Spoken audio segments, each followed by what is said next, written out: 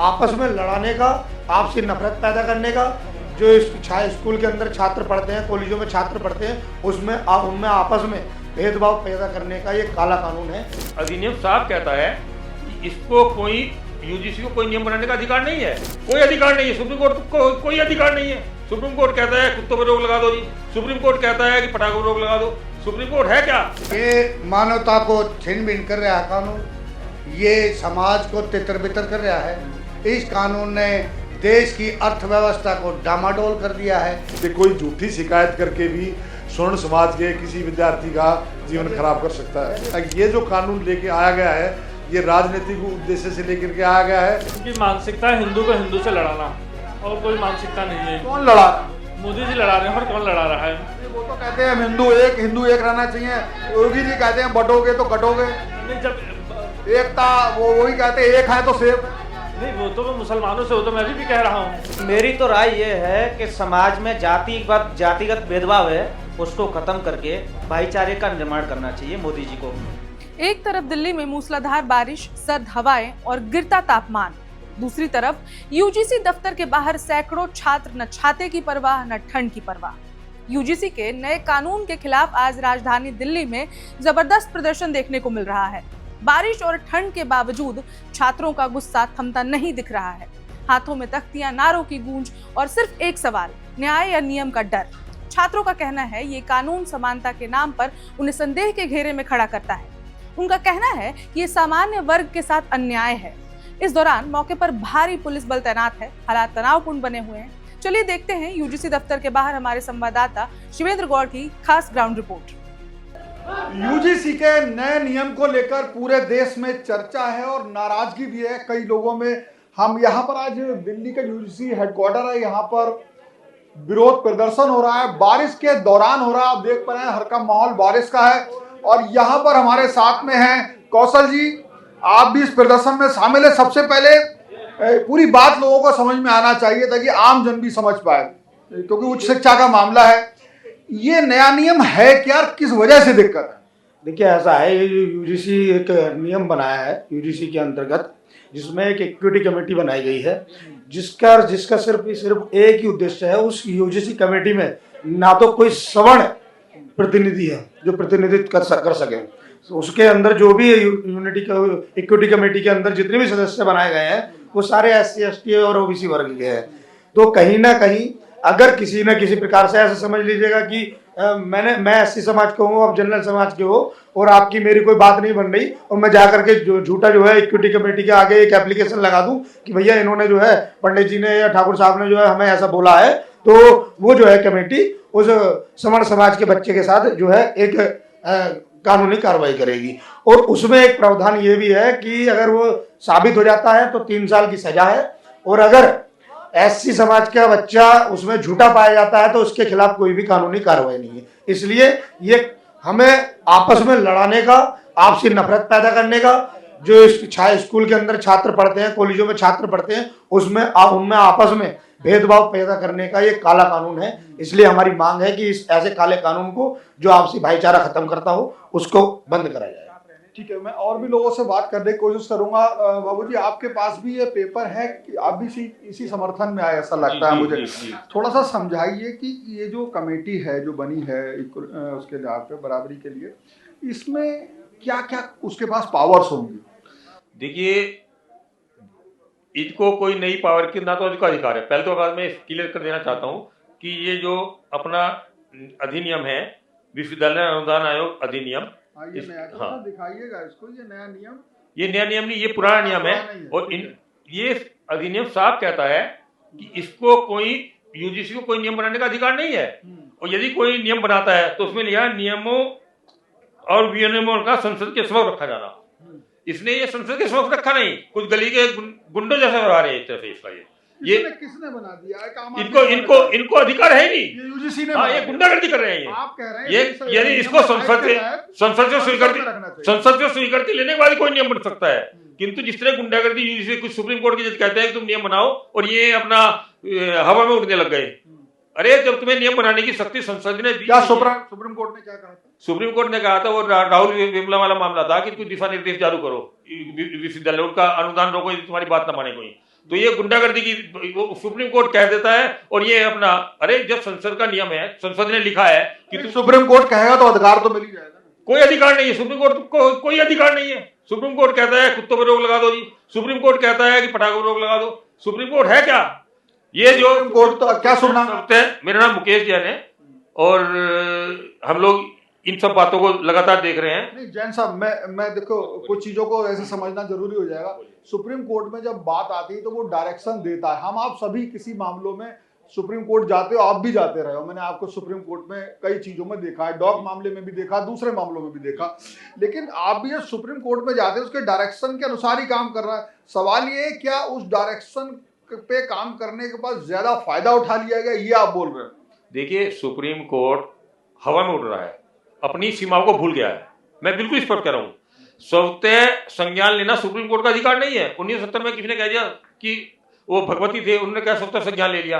अब ये कुत्तों के मामले में जो स्वतः संज्ञान लिया है, इसको छोड़िए। हाँ। मैं पूछता इसको, इस कमेटी को जो बनाई गई है, इस यूजीसी ने बना ली, वो हटेगी नहीं हटेगी सुप्रीम कोर्ट का अधिकार है। सच बोले एक अलग बात होगी, वो आप उठा रहे हो, सुनी जाएगी नहीं सुनी जाएगी अलग बात है। लेकिन इसमें इसको पावर सभी क्या दे दी गई है, ये पावर इससे आपका विरोध है? इसमें ये दी गई कमेटी बनाई जाए। यदि कोई कहता है कि मेरे ऊपर भेदभाव हुआ है, वो एक कमेटी बनाई है विश्वविद्यालयों में, वो कमेटी 24 घंटे के अंदर अंदर उस बारे में मीटिंग करेगी और निर्णय लेगी और उसके खिलाफ मुकदमा दर्ज भी कराएगी। मतलब अनुसूचित जनजाति जो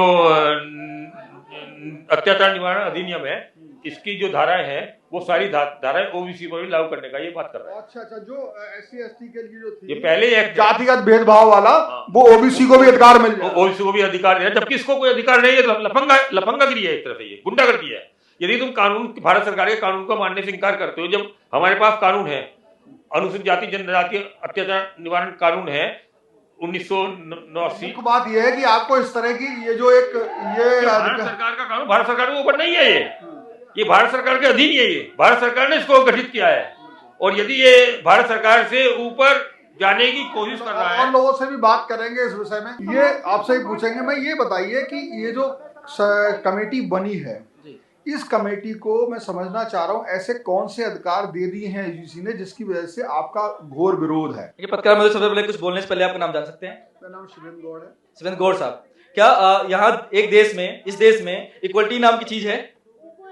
नहीं, आप बताइए, सवाल मैं कर रहा हूँ, आपको जो भी लगता है, आपको जो परेशानी, वो मैं आवाज उठाने आया हूँ। बिल्कुल सर, बताइए। यूजीसी जो एक लाया गया है, वो पहली बात हम बताना चाहते हैं, जो 100 छात्र हैं उनके ऊपर एक हनन अलग से थोपा जा रहा है। जैसे पहले ही SC ST आरक्षण हम जूझ रहे हैं, आरक्षण जैसी चीजों पहले से जूझ रहे हैं, और ऊपर से यूजीसी एक्ट, जहाँ पर सजा पहले जांच बाद में, ऐसे कानून भारत में लगाए जाएंगे? क्या क्या कानून है, क्या सजा, किस तरह की बात है, वो बताइए। देखिए, सजा ये है उसमें पहले जैसे हम आपको कोई जात के शब्द बोल देते हैं, अब गौड़ बोल देते हैं, हम ब्राह्मण, कोई मुझे ब्राह्मण बोलता है, आपको मैं गौड़ बोल देता हूँ, तो क्या आप भावना याद हो जाएगी, मुझ पर आप मुकदमा लगवा देंगे? आपका मतलब उसमें जो कमेटी है उसके पास ये अधिकार है, जो SC ST वाला जो कानून था वो ओबीसी के पास अधिकार हो गया। अगर उनसे आप कोई बुरे भेदभाव का वो आरोप लगाते हैं तो आपको उसमें कमेटी जो है आरोपी बना करके सजा दे देगी, जेल में डालने का प्रावधान है, मुकदमा कर देगी, मुकदमा लग जाएगा। एक बार मुकदमा लगने के बाद हमें कौन सा नौकरी ज्वाइन करने देंगे? ये कहाँ ले जाएंगे? मतलब हम कहाँ जाएंगे? क्या मांग है सरकार? सर, यूजीसी एक्ट वापस हो, ये वाला कानून जो संशोधन करके कानून जो बनाया गया वो वापस हो।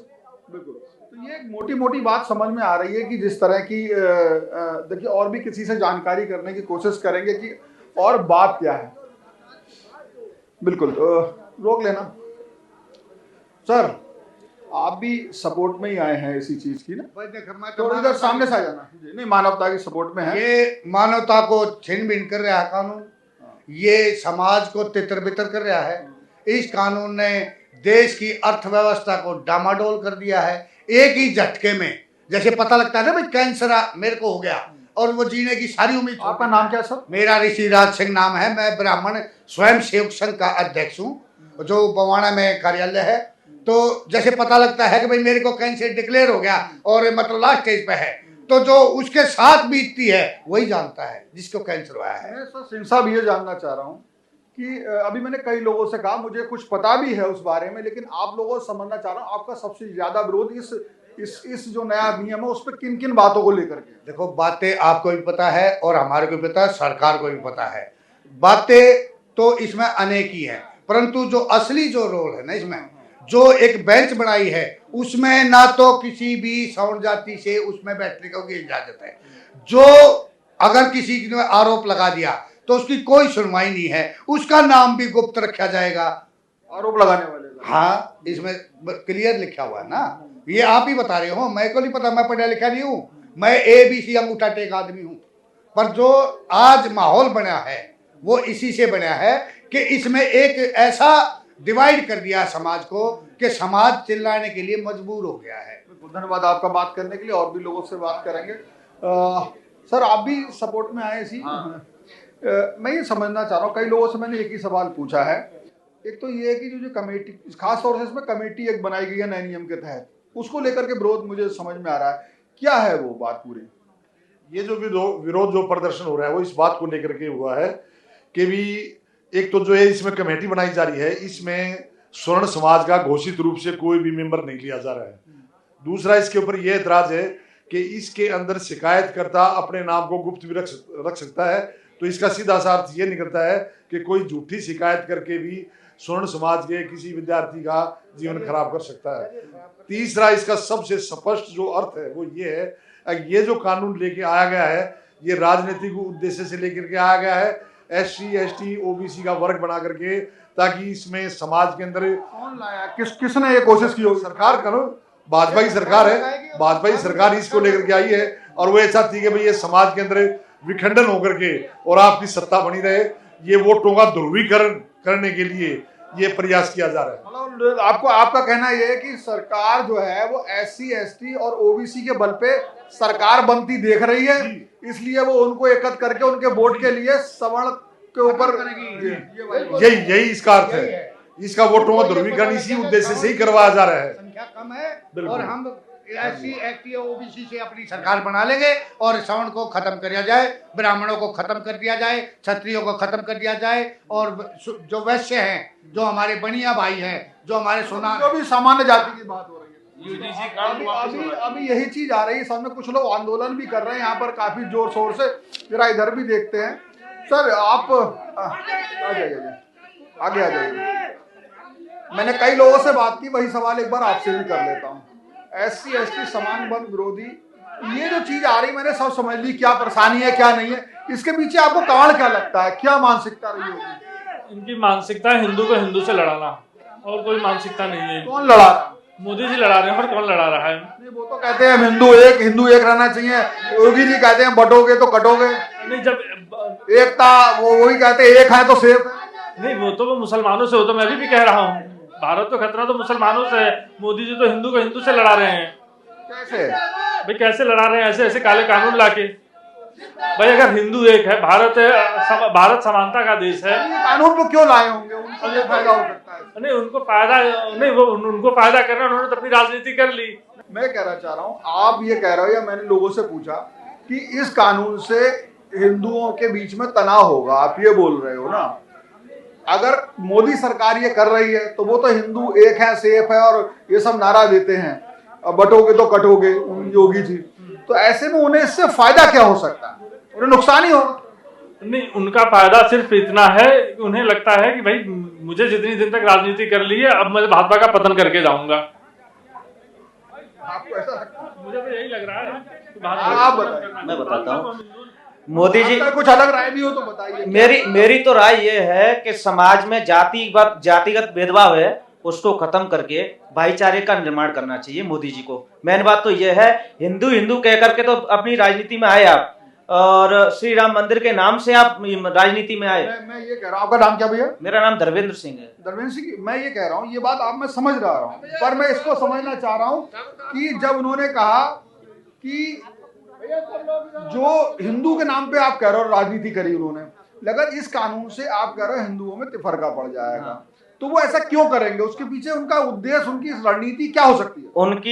उनका उद्देश्य ये है कि सवर्णों की संख्या तो कम है, OBC SC ST की वजह से उनको आगे वोट बैंक मिल रहा है, और ज्यादातर क्या है कि सवर्णों को एक तरफा जातिगत भाव में बांट करके अपनी राजनीति सिद्ध करना चाहते हैं। जैसे अखिलेश यादव ने वो बना दिया, क्या बोलते हैं ओबीसी वाले हैं, पीडीए, उसका दबाव देख रहे हो आप? हाँ। उसका दबाव देख रहे और हो। चंद्रशेखर रावण ने बना दिया अलग भीम आर्मी, उसका दबाव है। तो क्या है कि सरकार कुछ उन संगठनों की वजह से दबी भी रही है। मतलब वोटों को गणा। हाँ, वो उनका उनकी हो गई है बुद्धि भ्रष्ट। क्या हो गया? उनकी हो गई है बुद्धि भ्रष्ट, हो गए हैं बूढ़े। मोदी जो हो गए हैं बूढ़े, उनकी हो गई है बुद्धि भ्रष्ट। अकेले ही थोड़ी चला लेंगे वो। नहीं, वो उन्हें लगता है कि भाजपा को सिर्फ वो और अमित शाह चला रहे हैं, और वो दोनों तानाशाह व्यक्ति हैं। बिल्कुल। तो ये जो बातें मेरी समझ में आई, जो इन लोगों का कहना है वो ये है कि एक तो जो नए यूजीसी के नए नियम के तहत जो एक कमेटी बनी है, उसे एक पावर दी गई है, जिसके तहत अगर उनमें से कोई व्यक्ति अपना नाम छुपा कर भी, नाम बगैर रखे भी, अगर वो चाहे तो शिकायत कर सकता है और वो कमेटी उसके खिलाफ मुकदमा दर्ज करा सकती है। एक बात ये है। दूसरी बात, एक राजनीतिक बात भी इनका कहना जो है कि भारतीय जनता पार्टी पर जो ओबीसी वोट बैंक है और जो SC/ST है, उनको लेकर पे विपक्षी पार्टियों का इतना दबाव था और संख्या के आधार पर उन्हें रणनीति लड़ाई है इस कानून के जरिए कि ओबीसी और SC/ST को कुछ पावर देके उसे खुश किया जाए और उस वोट बैंक पर अपना पूरी तरीके से कब्जा किया जाए। चूंकि सवर्ण वोटों की संख्या कम है, ऐसा इन लोगों का कहना है, और इसके आधार पर भाजपा और मोदी सरकार की तरफ से, यानी कि उनके आशीर्वाद से, ये एक तरह का कानून पास किया गया। इसीलिए उनके खिलाफ भी इस कानून की वजह से मोदी सरकार के विरुद्ध विरोध देखा जा रहा है। फिलहाल इस वीडियो में इतना ही। कैमरा पर्सन आशीष के साथ Shivendra Gaur, One India, UGC headquarter, Delhi. Subscribe to One India and never miss an update. Download the One India app now.